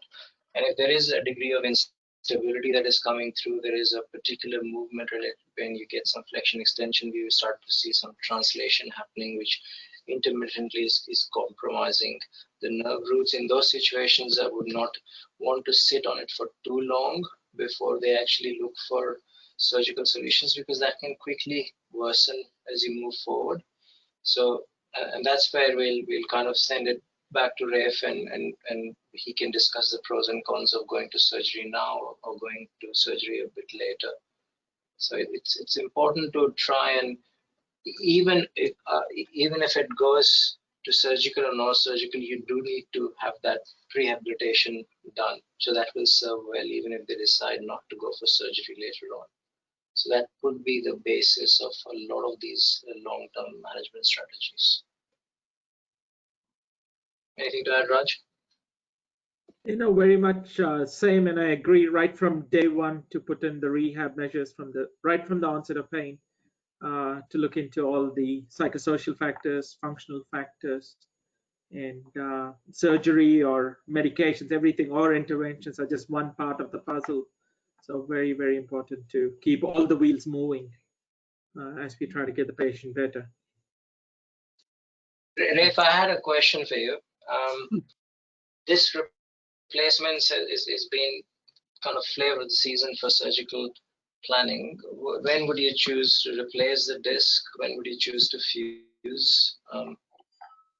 Yeah, so that's a great that's a $1 million question. So the spine is different to the hip or the knee for lots of reasons, but the hip or knee is a single joint complex, whereas the spine, each individual joint in the spine is actually made up of a number of joints. So that there's a disc anteriorly, at the back of the spine, and 2 facet joints posteriorly.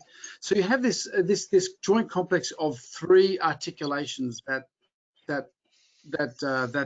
dictates movement. If the facet joint, if a patient has primarily discogenic pain, but the facet joints are in poor order, you can't put in a mobile implant at the front that moves if the facet joints at the back of the spine are in poor health. So it's got to be a unique situation of discogenic purely with normal facet joints. In the neck, that tends to be far more common than in the lumbar spine. So disc replacement in the lumbar spine is a lot less common, purely because the degenerative cascade is usually disc and facet joints admixed. Next question, if a patient has compressed bilateral L4, L5, patient has spinal canal stenosis, bilateral TKR, and has gamma nail in the right femur for subtrochanteric fracture 3 years ago, what would you do? Would there be permanent damage to L4, L5? Patient has osteoarthritis and osteoporosis. She should get a loyalty card. That is the patient that, first and foremost, that if they do have significant claudican symptoms where you're contemplating surgery, you can almost tell from the outset that you try very hard not to put any hardware into that patient. The moment that you start putting in pins and screws and bits and pieces, they start to loosen and fall out. So that would be a patient that you'd be trying to do as simple a procedure on as possible. So if that involved a simple L4, L5 decompression, non-instrumented, that would be the best outcome for the patient. That being said, that's the patient that you might want to take a step back and say, okay, well, how can we maximize them prior to an intervention? How can we maximize their general mojo, their hips, their knees, their cardiovascular, their neurology, their etc. Prior to an intervention? And again, that would be a combination, potentially a combination between rehab, pain management, motivation before a technique such as a decompression. But the lower limb orthopedic interventions in themselves wouldn't stop you perhaps from doing an L4-5 decompression.